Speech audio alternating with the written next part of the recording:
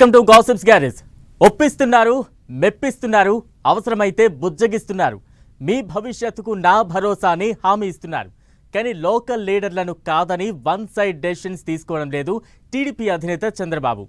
అభ్యంతరాలుంటే opposition party నుంచి వస్తాయంటున్న వాళ్ళ చేరికలకు break వేస్తున్నారు. అందరి సమ్మతి తర్వాతే అసంతృప్త నేతల సమక్షంలోనే కండువా కప్పుతున్నారు. జాయినింగ్స్ పై టీడీపీ రూటు మార్చిందా? చేరికల విషయంలో బాబు వ్యూహం ఏంటి?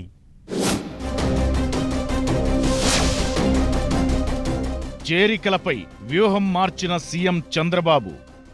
లోకల్ లీడర్ల అభ్యంతరాలను విని మరీ నచ్చజెబుతున్న అధినేత. టైం చూసి మరీ వైసీపీ నుంచి జాయినింగ్స్ కు గ్రీన్ సిగ్నల్. ఇంతకు ముందు ఓ లెక్క, ఇక నుంచి మరో లెక్క. పార్టీ కేంద్ర కార్యాలయంలో డెసిషన్స్ ఉండవు. గ్రౌండ్ లెవెల్లో నేతలు కార్యకర్తల మనోగతమే ఫైనల్ అంటున్నారు టీడీపీ అధినేత చంద్రబాబు. నియోజకవర్గాల్లో నేతల అసంతృప్తిని, అభ్యంతరాలను వినిమరి ఎదుటి పార్టీ నుంచి నేతలను ఎందుకు చేర్చుకుంటున్నామో చెప్పి ఒప్పించి కండువా కప్పుతున్నారు.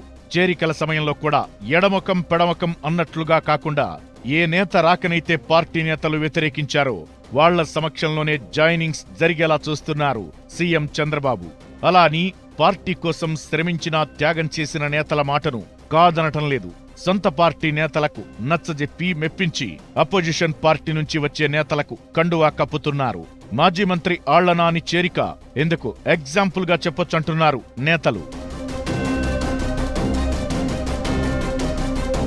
సీనియర్ నేత మాజీ మంత్రి ఆళ్ల నాని 4-5 నెలల కిందే టీడీపీలో చేరాల్సి ఉండే. కానీ ఏలూరు స్థానిక నేతలు వ్యతిరేకించడంతో ఎన్నాళ్లు వాయిదా పడుతూ వచ్చింది. ఎట్టకేలకు ఆళ్ల నాని సైకిల్ ఎక్కారు. ఆయన చేరిక కార్యక్రమంలో ఏలూరు జిల్లా అధ్యక్షులు గన్ని వీరాంజనేయులు, ఏలూరు ఎమ్మెల్యే బడేటి చంటి పాల్గొన్నారు.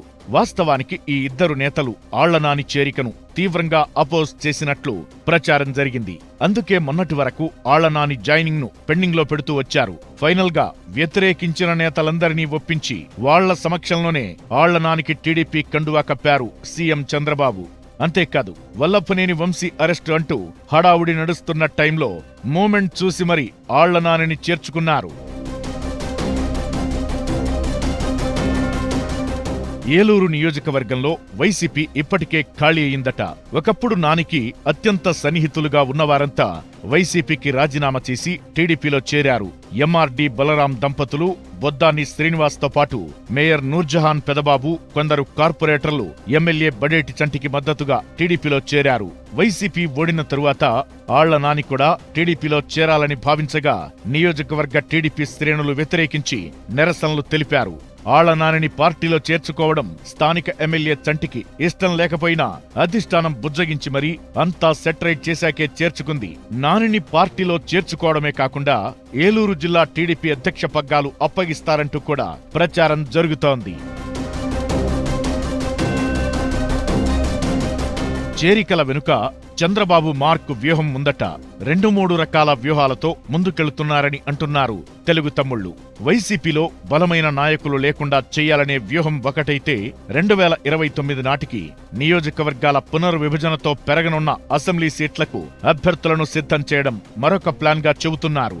నియోజకవర్గాల పునర్విభజన జరిగితే ఏపీలో మరో 50 నియోజకవర్గాలు పెరుగుతాయని అంచనా వేస్తున్నారు.